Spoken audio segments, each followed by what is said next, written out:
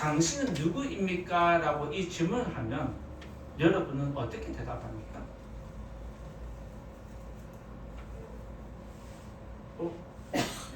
내 이름 알지 않나요? 그런데 또 질문을 하십니까? 내 직업을 묻는 건가? 내 신분을 묻는 건가? 사람이 순간적으로 당황을 하게 됩니다. 이름을 아는데 동일한 질문을 묻는 것은 당신의 정체성은 무엇입니까? 이 질문과 같습니다. 여러분의 이름을 알고 있는 사람이 당신은 누구입니까? 라고 질문을 하면 무슨 질문이다? 정체성에 대한 질문입니다. 자, 그러면 정체성은 무엇일까요? 여러분이 생각하는 정체성은 뭐라고 생각하십니까?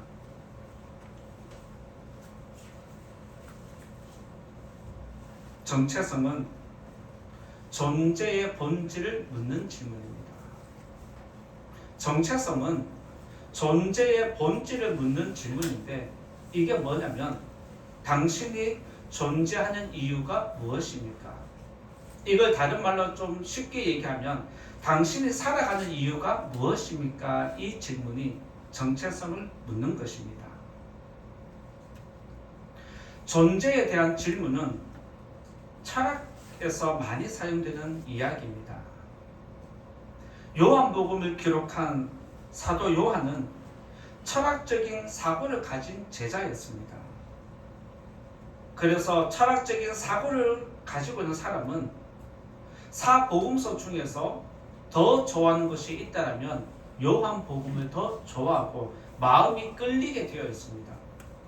왜냐하면 요한복음이 처음부터 끝까지 가는 것을 내용을 잘 읽어보면 철학적인 내용이 배어 있습니다. 철학적인 내용이 배어 있다는 게 무슨 뜻일까요? 요한복음에는 항상 존재에 대한 질문을 던집니다.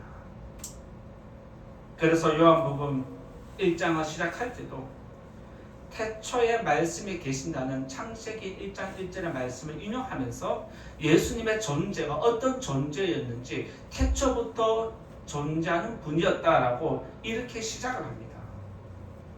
그리고 요한복음을 잘 아셔서 이런 내용을 하면 대답을 하실 텐데 요한복음에 보면 예수님은 자기 자신을 소개를 많이 합니다. 혹시 기억나십니까?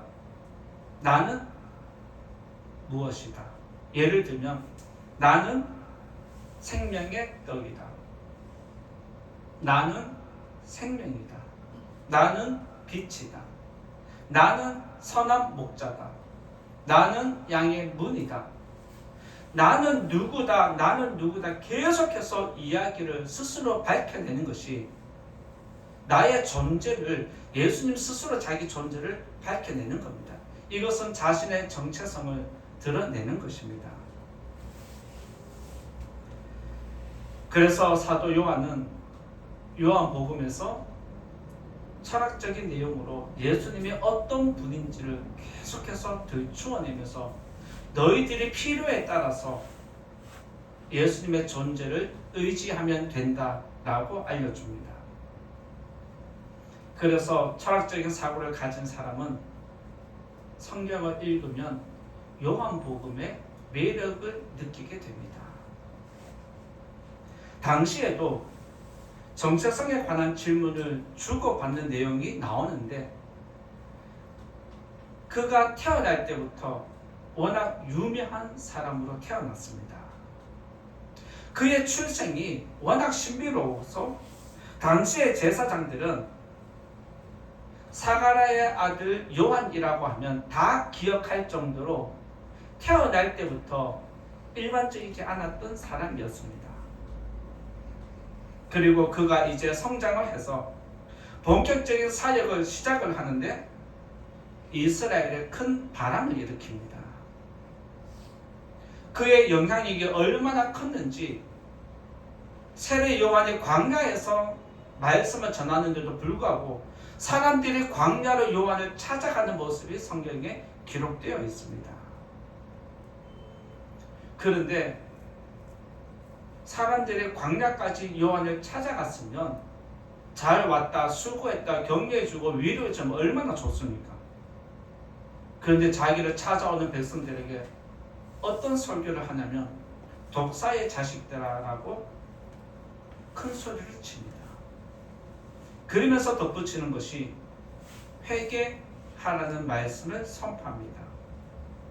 이쯤 되면 일반적으로 사람들은 세례 요한을 찾아가지 않는 게 정상적이지 않을까요? 만약 여러분들이 매주일 교회에 나와서 예배 드리는데 목사가 계속해서 여러분들이 죄를 지적하고 계속해서 치는 설교한다면 여러분들은 이 교회에 나올까요? 그런데 희한하게도 세례 요한은 독사의 자식들아라고 하면서 회개를 외침에도 불구하고 사람들은 줄어들기는커녕 오히려 더 늘어나는 것이 놀라운 사건이었습니다.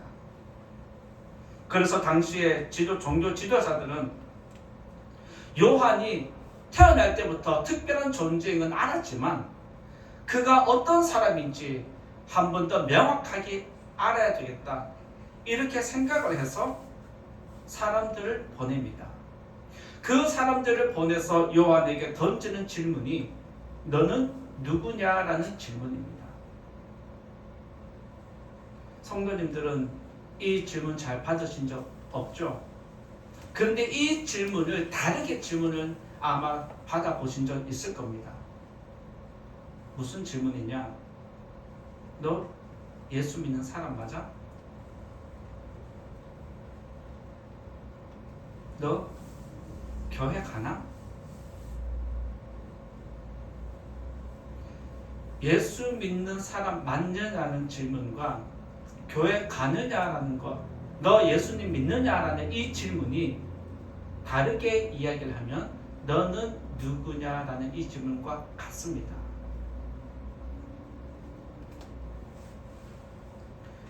이 질문을 받았을 때 요한이 어떻게 대답했을까요? 그리고 그 대답을 할 때 어떤 의미가 있는지 그것을 오늘 또 말씀을 통해서 나눌 때에 깨닫는 은혜가 있기를 간절히 원합니다. 첫 번째 말씀드릴 것은 너는 누구냐라는 질문을 받았을 때 요한은 첫 번째로 그리스도가 아니다라고 고백을 합니다. 첫 번째로 그리스도가 아니다라고 대답을 합니다. 20절 한번 읽어볼까요? 20절 읽어보겠습니다. 시작. 요한이 드러내어 말하고 숨기지 아니하니 드러내어 하는 말이 나는 그리스도가 아니라 한데, 하나님은 아담이 범죄한 후부터 인류의 구원자로 메시아를 보내겠다라고 분명히 약속을 했습니다. 그리고 인류는 이때부터 계속해서 누구를 기다렸느냐면 메시아를 기다렸습니다. 유대인들은 어릴 때부터 신앙 교육을 통해서 메시아를 기다리는 사상을 주입해 왔습니다. 그래서 이스라엘 백성이라면 태어나는 순간부터 자이든 타이든 무조건 메시아가 온다라는 것을 다 알고 있습니다. 그래서 그 시대 속에서 특별한 능력을 행하는 사람, 특별한 지도력을 가진 사람이 나타나면 항상 던지는 질문이 이겁니다. 너는 누구입니까? 당신은 누구입니까? 이 질문을 특별한 능력을 나타내는 사람에게 계속해서 던집니다. 왜요? 이 질문을 통해서 당신이 우리를 구원하는 메시아입니까? 라는 것을 확인하는 겁니다. 이 질문을 받으면 유대인들은 누구라도 반드시 대답을 해야 합니다. 나는 메시아다, 아니다. 이것을 정확하게 얘기해야 합니다. 그래서 이스라엘 백성은, 종교 지도자들은 이스라엘 안에서 특별한 사람이 나타나면 이 질문을 통해서 그가 메시아인지 아닌지를 구분하는 근거로 삼았습니다. 세상 사람들이 우리에게 당신은 예수 믿습니까? 라는 이 질문 던지고 당신은 교회 가는 사람입니까? 이 질문 던질 때에 무엇을 요구해서 이 질문 던질까요?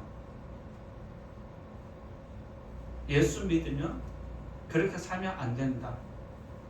정체성의 질문을 던지고 그 질문을 통해서 내가 예수 믿는 사람인지 아닌지를 한 번 더 확인하는 것입니다.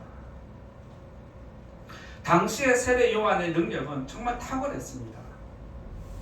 그래서 종교 지도자들은 이 질문을 던졌는데 세례 요한은 뭐라고 이야기를 하냐면 나는 너희가 기다리는 메시아가 아니다.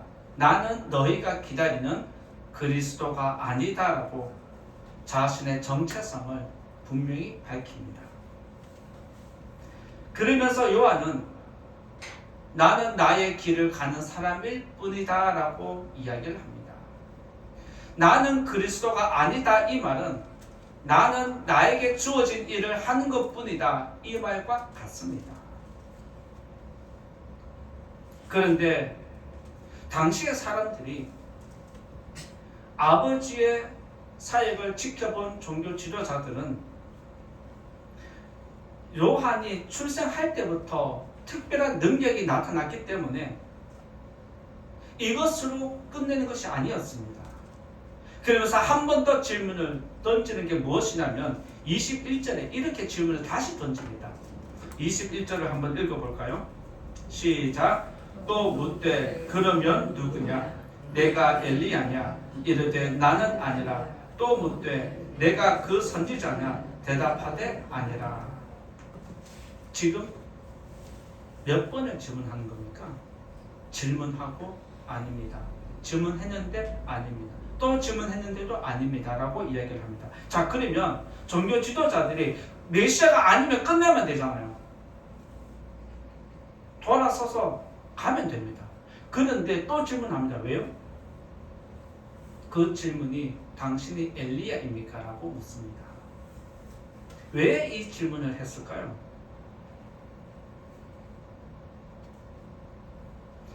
말라기 선지자가 그리스도가 오기 전에, 메시아가 오기 전에 엘리야의 능력을 가진 사람이 나타날 것이다 라고 예언을 했습니다. 그래서 종교 지도자들은 요한이 너무 특별한 사람이어서 당신이 메시아가 아니라면 그러면 말라기가 예언한 그 엘리야의 능력을 행하는 사람입니까? 라고 이 질문을 던진 겁니다. 그때 세례 요한은 또 뭐라고 대답합니까? 나는 그것도 아니다 라고 이야기를 합니다. 이쯤 되면 질문을 안 던질 만한데 연달아서 또 질문합니다. 그러면 당신은 엘리야가 아니면 선지자입니까? 라고 질문을 하죠. 이것도 무슨 말일까요? 그들이 그리스도도 아니고 엘리야가 아님에도 불구하고 선지자입니까? 라고 질문을 한 것은 신명기 18장 15절에 보면 모세가 이렇게 이야기를 합니다. 나와 같은 선지자 하나를 일으킨다는 말씀이 있습니다. 하나님이 때가 되면 나와 같은 선지자 하나를 일으킬 것이다 라고 알려줍니다.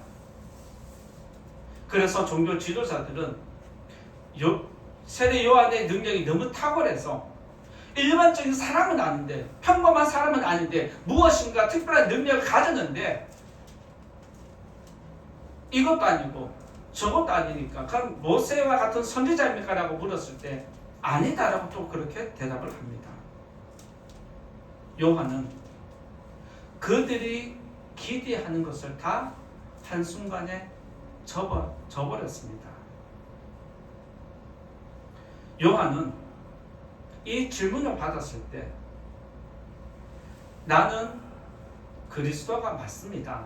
당신들이 기다리는 메시아가 맞다라고 거짓말해도 되지 않을까요?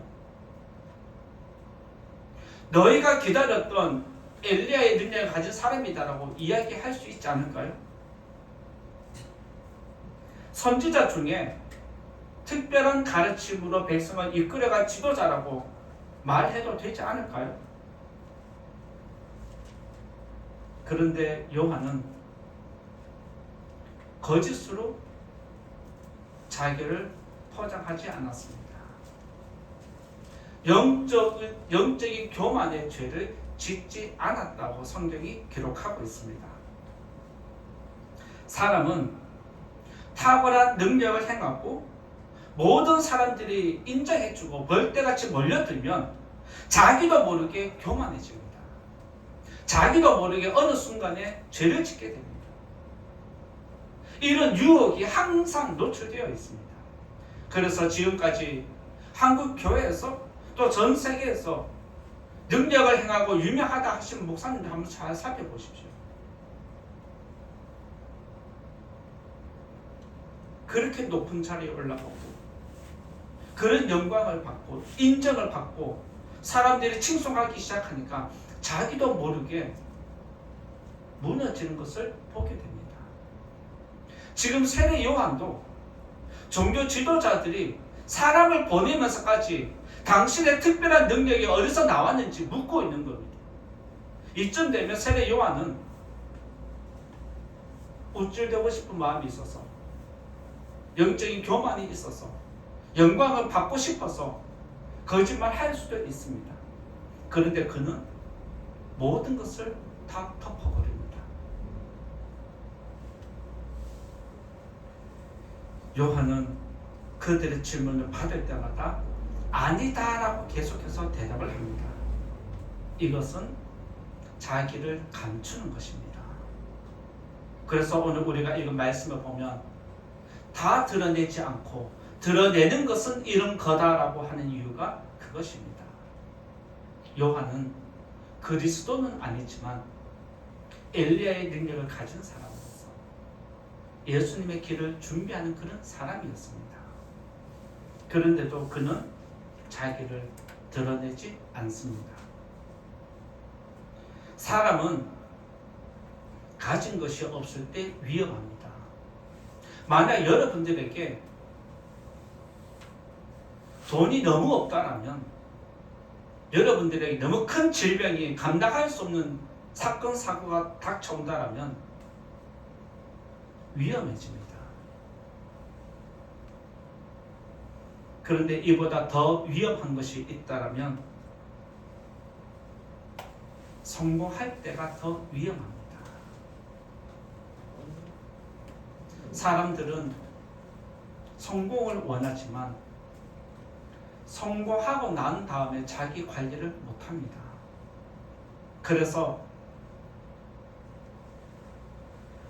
가진 것이 없어서 위험한 것도 있지만 성공한 다음이 더 위험하다는 걸 기억해야 합니다. 이것을 우리의 믿음 생활로 적용을 시키면 우리의 믿음이 연약한 것도 위험합니다. 그런데 더 위험한 것은 내가 믿음이 있다고 자신할 때가 더 위험하다고 우리들은 기억해야 합니다. 종교 지도자들이 메시아를 찾아 움직이듯이 지금 세상 사람들은 각자 살 길을 찾아서 이리 가고 저리 가고 분주하게 지금 뛰어다니며 열심히 살고 있습니다. 그들이 이쪽 저쪽 뛰어다니며 열심히 사는 것은 결국에는 구원의 길을 찾아서 살겠다는, 구원을 얻겠다는 뜻 아니겠습니까? 이 자리에 계신 성도님들은 이 자리에 나왔다는 것 자체가 내가 살 길을 찾는 것도 있지만 그보다 먼저 내가 여기가 살 길이라는 것을 인정하기 때문에, 믿기 때문에 이 자리에 나온 줄 믿습니다. 우리에게 주신 말씀처럼 다른 이름은 우리에게 주신 적이 없습니다. 우리의 구원은 오직 예수님에게 있다는 것을 믿으시고 우리의 구원자 되시고 인류를 구원하기 위해서 이 땅에 오신 예수님을 늘 기억하고 예수님을 위해서 살아가는 저와 여러분 되기를 예수님 이름으로 부탁을 드립니다. 두 번째로 말씀드리고자 하는 것은 너는 누구냐라고 했을 때 세례 요한은 외치는 자의 소리다라고 이야기를 합니다. 두 번째는 외치는 자의 소리라고 자신을 스스로 밝힙니다. 22절을 한번 읽어볼까요? 22절을 같이 또 읽어보겠습니다. 시작. 또 말하되 누구냐? 우리를 보낸 이들에게 대답하게 하라. 너는 내게 대하여 무엇이라 하느냐? 이것도 아니고 저것도 아니면 그러면 너는 도대체 누구입니까? 라는 질문을 되짚어한 것입니다. 이 질문에 대해서 요한은 자신의 존재를 기다렸다는 듯이 이렇게 이야기를 합니다. 23절에 보면 이사야 말과 같이 주의 길을 곱게 하라고 광야에서 외치는 자의 소리다라고 자기의 이야기를 말합니다. 이 사람들이 당신은 누구입니까? 라고 물었을 때 스스로 신분을 밝히시오라고 했을 때 나의 신분은, 나의 정체성은 광야에서 외치는 소리다, 이렇게 이야기를 하는데 이사야가 예언한 말씀을 가지고 옵니다. 무슨 말일까요? 나는 메시아를 준비하는 사람입니다 라는 것과 같은 겁니다. 그의 고백에서 알 수 있듯이 요한의 모든 사역은 예수님을 위한 사역입니다. 그리고 그가 하는 모든 것들도 예수님에게 연결시키는 것이 그의 사역인 것을 우리가 성경을 통해서 알게 됩니다. 만약 예수님이 이 땅에 오시면 그러면 세례 요한은 어떻게 될까요? 자기 사명이 다 했기 때문에 사라지는 겁니다. 예수님이 오시기 전에는 세례 요한이 큰 능력을 행하면서 영적인 방향을 이끌었습니다. 그런데 예수님이 세례받고 나타나서 활동하는 순간 세례 요한은 사라지면서 어느 한순간에 죽임을 당합니다. 이것이 그에게 주어진 사명이었습니다. 인간적으로 생각하면 참 안타깝습니다. 인간적으로 생각하면 억울할 수 있습니다. 그럼에도 세례 요한은 거기에 개의치 않습니다. 내가 이 땅에 온 목적은 예수님을 준비하고 예수님 오면 나는 이제 사라지면 된다. 자기 길을 아는 사람이었기 때문에 그렇습니다. 요한은 자기에게 주어진 사명이 무엇인지 분명히 아는 사람이었습니다. 그래서 그는 광야에 나가서 복음을 전하는 사역을 합니다. 요한은 예루살렘에서 말씀을 전해도 되는 사람이었습니다. 제사장 가문이었고 특별한 능력을 행하는 사람이었고 많은 사람들이 그에게 찾아오는 사람이었기 때문에 예루살렘에서 설교를 하면 더 큰 영광을 얻는 자리였습니다. 그럼에도 불구하고 그는 예루살렘을 떠나서 스스로 광야로 찾아 들어갔습니다. 왜요? 말씀을 이루기 위해서.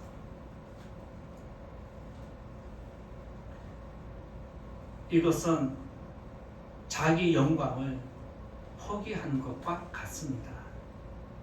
예루살렘에 있으면 저절로 주어지는 영광을 광야로 나가면서 자기 영광을 포기한 것입니다. 예루살렘의 부귀영화를 버리고 그가 선택한 것은 광야의 외로움과 불편함이었습니다. 여기 계신 성도님들, 자연인 TV를 보면 나도 저렇게 산에 들어가서 마음껏 자유롭게 살고 싶다 생각한 적 있으시죠? 막상 살아보면 쉽지 않다는 걸 알게 될 겁니다. 우리가 알지만 마음대로 잘 되지 않습니다. 이 편안한 세상을 떠나서 불편한 속으로 들어간다? 친목 관계가 너무 좋은데 그것을 포기하고 여기를 간다? 쉽지 않습니다. 요한은 그 선택을 했습니다. 이처럼 믿음 생활은, 이처럼 사명이라는 것은 외로운 법입니다. 사명은 외로운 길이고 믿음을 지키는 것도 외로운 길입니다. 교회를 섬기면서 지금까지 믿음을 지켜오면서 외롭다고 내 혼자라고 생각한 적 있으십니까? 다른 사람은 아무도 없는데 내 혼자 하고 있다. 다른 사람들은 나를 몰라준다. 이런 생각하면서 교회를 섬긴 적 있으십니까?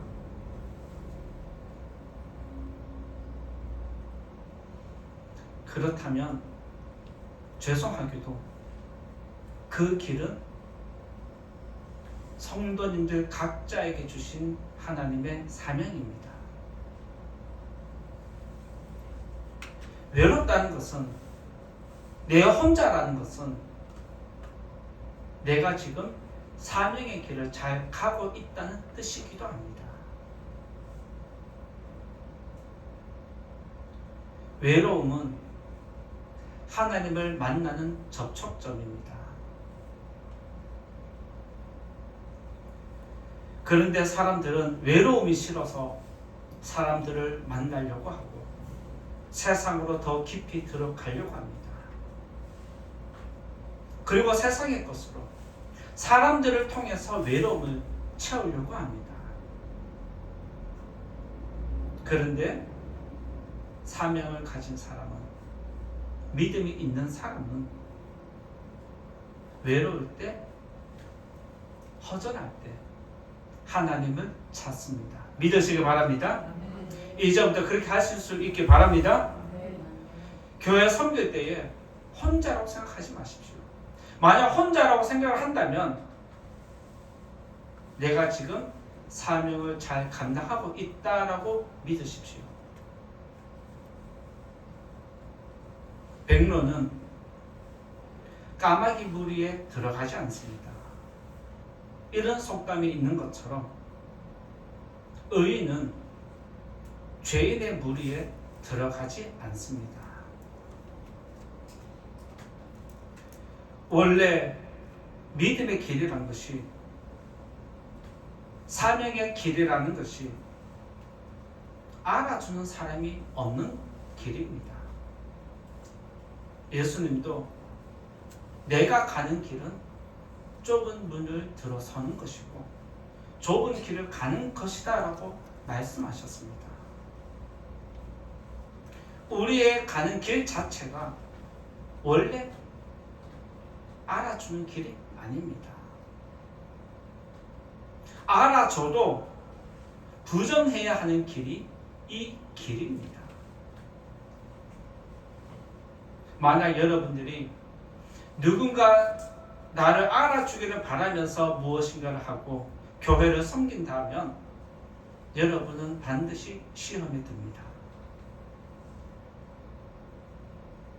제가 혼자서 교회 청소할 때 성도님들을 알아주기를 바라서 청소할까요? 여러분들이 추운 날씨에 오니까 고생하니까 춥지 말라고 일찍 와서 난로를 틀고 환기시키고 이때까지 몰라줘서 섭섭하다고 말한 적 있습니까? 여러분들이 가정에서 자녀를 섬길 때, 집안일을 할 때 내가 하는 일들을 자녀들이 몰라준다고 섭섭한 적 있으십니까? 원래 그냥 그렇게 하는 겁니다. 그게 우리에게 주어진 사명이고 우리가 가야 할 길인 줄 믿으시기 바랍니다. 우리는 다른 사람이 알아주든지 모르든지 그냥 내게 주어진 일을 묵묵히 하면 되는 겁니다. 믿음 생활에서 외롭다는 것은, 혼자라는 것은 여러분 영혼에 매우 유익한 시간이라고 믿으시기 바랍니다. 외롭다는 것은 세상의 소리가 사라진다는 뜻입니다. 외롭다는 것은 사람의 소리가 사라진다는 뜻입니다.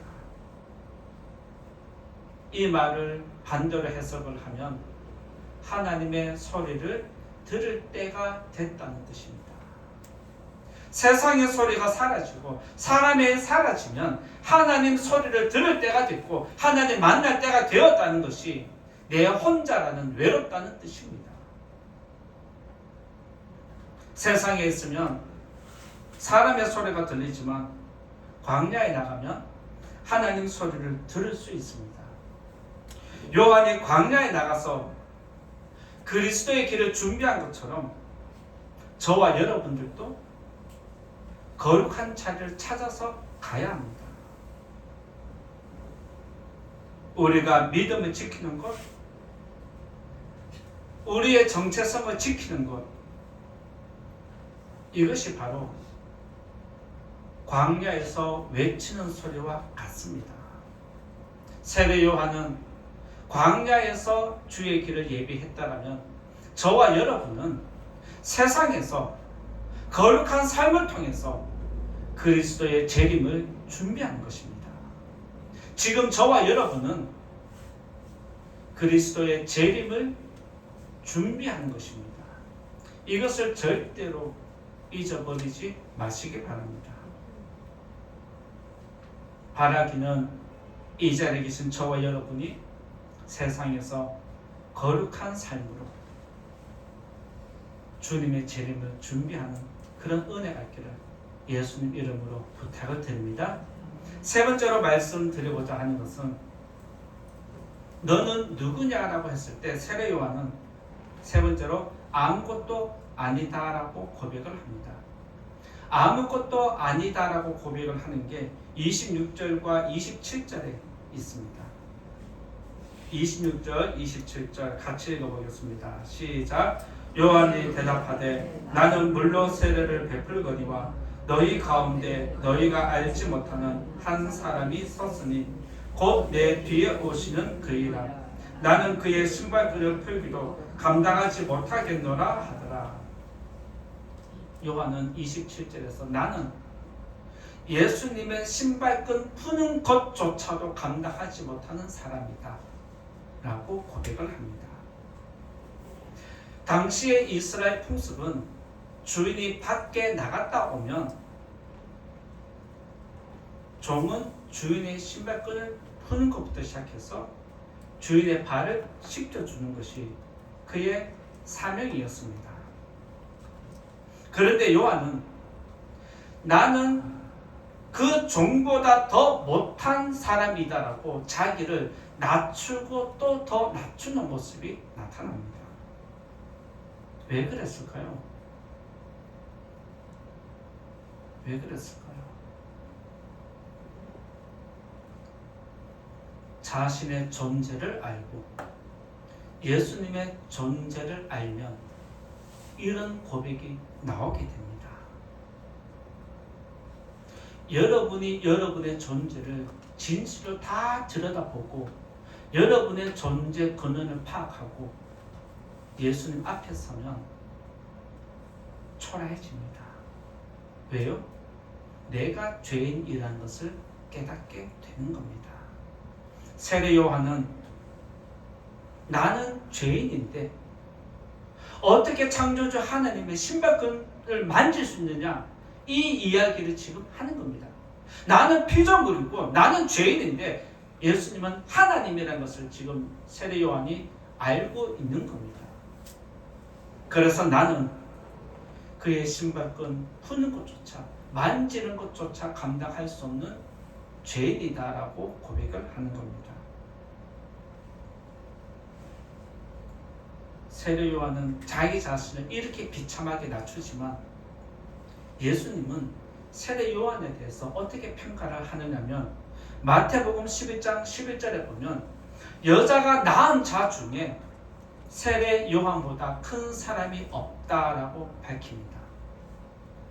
요한은 나는 아무것도 아닙니다라고 함에도 불구하고 예수님은 여자가 낳은 자 중에 세례 요한보다 큰 사람은 없다라고 하면서 세례 요한의 존재를 인정해 주는 모습이 나타납니다. 여러분이 자신을 낮추고 낮추면 낮출수록 하나님은 여러분을 인정해 주십니다. 믿으시기 바랍니다. 요한은 자신의 존재를 아는 사람이었습니다. 그리고 예수님의 존재를 아는 사람이었습니다. 존재를 아니까 자기가 낮아지는 겁니다. 강남 사람은, 가진 것이 많은 사람은 어디를 가더라도 다 자기 밑에 사람으로 취급을 합니다. 그래서 말하는 것 보면 굉장히 교만합니다. 처음 보는데 반말을 합니다. 목사도 예외는 아닙니다. 이런 것을 보면 자기 존재가 너라는 존재와 비교할 때 나는 너와 급이 다르다는 겁니다.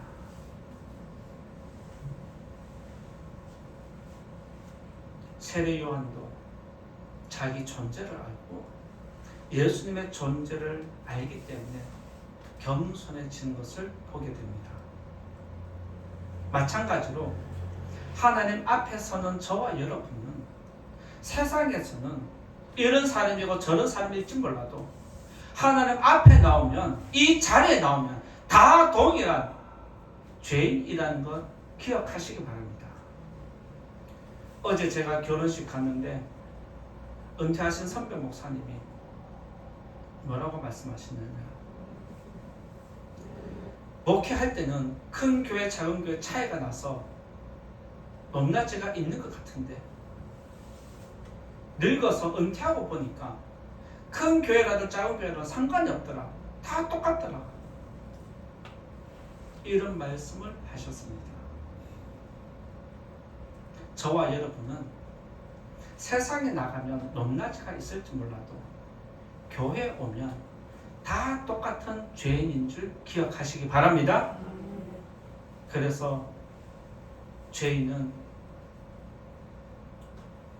스스로를 낮추는 것입니다. 하나님이 광야에서 외치는 이사야에게 뭐라고 외치라고 말씀을 주시냐면, 이사야 40장 8절에 보면 너가 외쳐야 할 것은 이거다라고 한 문장으로 정리한 게 있습니다. 이사야 40장 8절에 보면 풀은 마르고 꽃은 시드나 우리 하나님의 말씀은 영원히 서리라. 이 말씀을 하게 하십니다. 말씀에 있는 그대로 세상에 영원한 것은 없습니다. 세상의 영광이 사라지듯이 우리의 생명도 때가 되면 사라집니다.